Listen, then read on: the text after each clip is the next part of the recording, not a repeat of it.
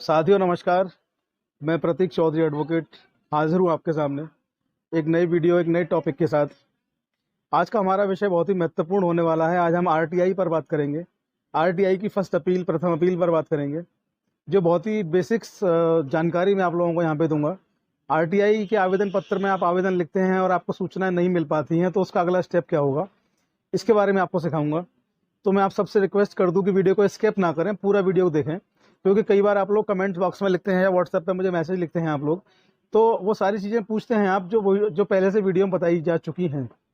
तो सारा वीडियो देखें। अगर इसको देखने के बाद आपको लगता है कि कुछ रह गया बताने से या आप कुछ जानना चाहते हैं तो आप लोग मुझे उसके लिए अलग से कमेंट बॉक्स में कमेंट कर सकते हैं या व्हाट्सएप पर मुझे मैसेज भी कर सकते हैं। और इन सबसे पहले वीडियो शुरू करने से पहले मैं आप लोगों से एक रिक्वेस्ट कर दूं कि जो लोग मेरे चैनल पर नए हैं वो लोग मुझे सब्सक्राइब कर लें, चैनल को सब्सक्राइब कर लें और बेल आइकन वाले बटन को दबा दें और मेरे वीडियोस को लगातार शेयर करते रहें, जिससे कि ज़रूरतमंद लोग हैं वहाँ तक मेरी वीडियो और मेरी आवाज़ वहाँ तक पहुँच सके। आइए ज़्यादा समय ना लेते हुए शुरू करते हैं आज का वीडियो। जैसा कि आपने थंबनेल देखा होगा, आरटीआई जो है उसमें अपील का एक बहुत बड़ा रोल है, बहुत बड़ा योगदान है जो ज़्यादातर लोग नहीं जानते हैं। आरटीआई कानून भारत में 2005 में लागू हुआ पूरे देश में। उसके बाद तमाम लोगों ने आरटीआई का उपयोग किया और आरटीआई के उपयोग से कई भ्रष्टाचारों की पोल खोली और कई गलत लोगों को उनके कारनामे उजागर किए, कई गलत लोगों के, और उनको जेल भेजा। आरटीआई के काम जिन्होंने लगातार किए उन लोगों को आरटीआई एक्टिविस्ट कहा जाता है, आरटीआई के कार्यकर्ता उनको कहा जाता है। ऐसे लोग समाज में बहुत कम मिलते हैं, उनका सम्मान करना चाहिए, जो निष्पक्ष रूप से आप लोगों के लिए काम करते हैं, समाज के लिए काम करते हैं। तो आरटीआई क्या है, आरटीआई को जानें, आरटीआई को कैसे लिखें, आरटीआई में क्या ना लिखें, आरटीआई के बेसिक्स क्या हैं, इसके बारे में हम पहले अपना वीडियो बना चुके हैं। कुछ वीडियो हमारे हैं, मैं लिंक आपको डिस्क्रिप्शन बॉक्स में दे दूंगा, वहां जाके आप देख सकते हैं कि आरटीआई को कैसे लिखें। बाकी आरटीआई को लिखने के बाद कई बार ये होता है कि आरटीआई लिखा हमने और आरटीआई धारा 6 में हमने आवेदन दे दिया, सेक्शन 6 आरटीआई एक्ट में हमने आवेदन कर दिया संबंधित जन सूचना अधिकारी को।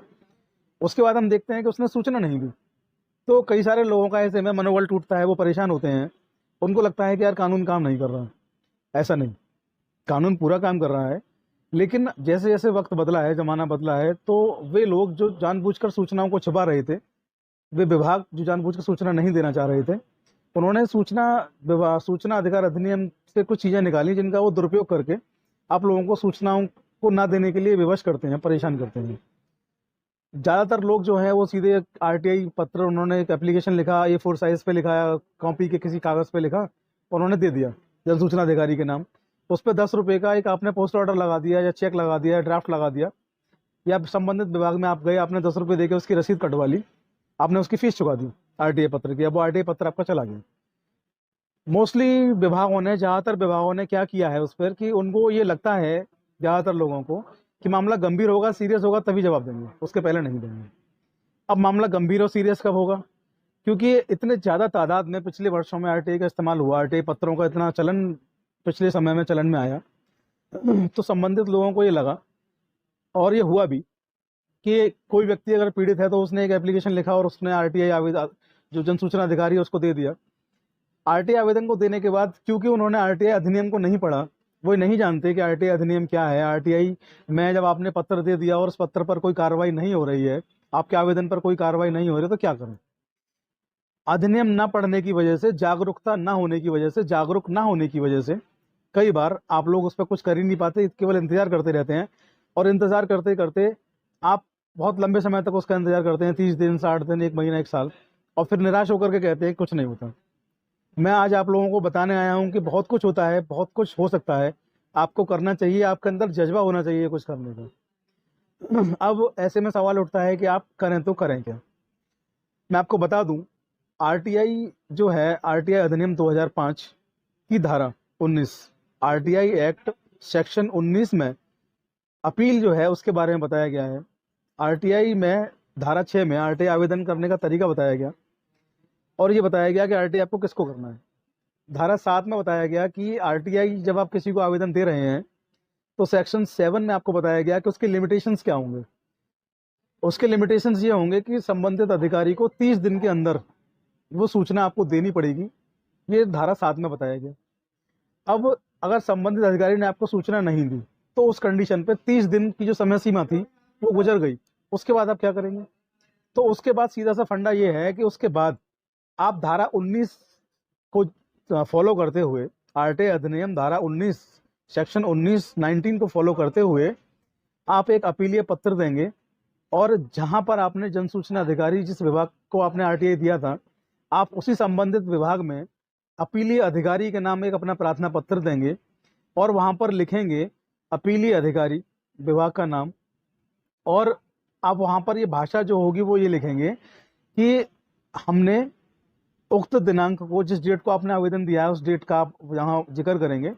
उक्त दिनांक को जन सूचना अधिकारी, उस विभाग को लिखेंगे जिस विभाग को आपने दिया है, जन सूचना अधिकारी विभाग का नाम को हमने एक पत्र रजिस्टर्ड डाक से दिया था, जिसका शुल्क हमने भारतीय पोस्टल ऑर्डर या डिमांड ड्राफ्ट चेक संख्या इतने के द्वारा चुका दिया था। उक्त के संबंध में अभी तक कोई सूचना नहीं मिली है, आपको प्रथम अपील दी जा रही है, आप अविलंब सूचनाएं प्रदान कराएं।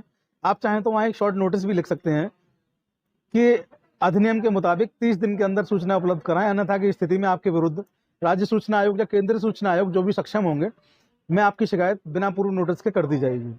यह आपकी अपील हो गई, फर्स्ट अपील। तो आपको ये लिखना है। कुछ मामलों में क्या होता है कि आरटीआई अधिकारी ने आपको सूचना तो दी, लेकिन आधी अधूरी और भ्रामक सूचना आपको दी, उन्होंने पूरी सूचना उन्होंने आपको नहीं दी। आप क्या करें?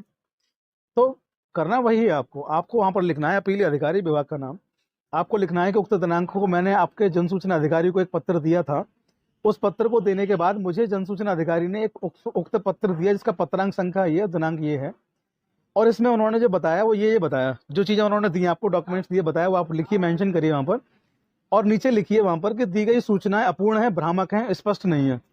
ऐसे में सूचनाओं का स्पष्ट रूप से दिया जाना आवश्यक है, वह उनकी सत्यापित कॉपी, सर्टिफाइड कॉपी दिया जाना आवश्यक है। तो आपको प्रथम अपील प्रेषित है, मुझे सर्टिफाइड कॉपी के साथ सूचनाएं सही तरीके से उपलब्ध करवाएं। तो प्रथम अपील बहुत ज़रूरी है, बहुत बेसिक है, आपको आना चाहिए।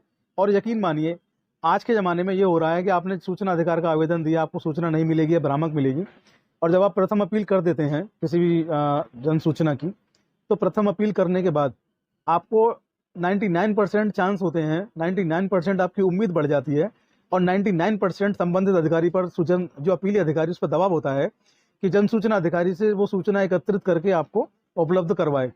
क्योंकि अगर वो ऐसा नहीं करता है तो फिर तीसरी जो अपील होगी, दूसरी जो अपील होगी, तीसरा जो उसका चरण है, उसको बोलते हैं द्वितीय अपील, सेकंड अपील या फाइनल अपील।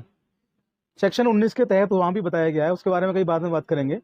वो सीधे कमीशन में होती है, आयोग में होती है, राज्य सूचना आयोग होगा, केंद्र सूचना आयोग, जहाँ भी वो सक्षम आयोग होंगे वहाँ पे उसकी अपील होगी। तो जब आपने अपील दे दी तो संबंधित अधिकारी को पता लग जाता है कि आपको अधिनियम की जानकारी है, और वो आपको सूचनाएं उपलब्ध कराने के लिए विवश हो जाता है, क्योंकि वो जानता है अगर वो ऐसा नहीं करेगा तो आयोग में उसकी भी शिकायत होगी, और जन सूचना अधिकारी और अपील अधिकारी पर इसके लिए पेनल्टी भी चार्ज की जाएगी। तो ऐसे में आपको बेहद ज़रूरी है अपील को सीखना, अपील को जानना। जितना बन सका मैंने आपको बता दिया। आपको लगता है कुछ रह गया है बताने से, तो आप मुझे कमेंट बॉक्स में लिख सकते हैं, आप मुझे व्हाट्सएप कर सकते हैं।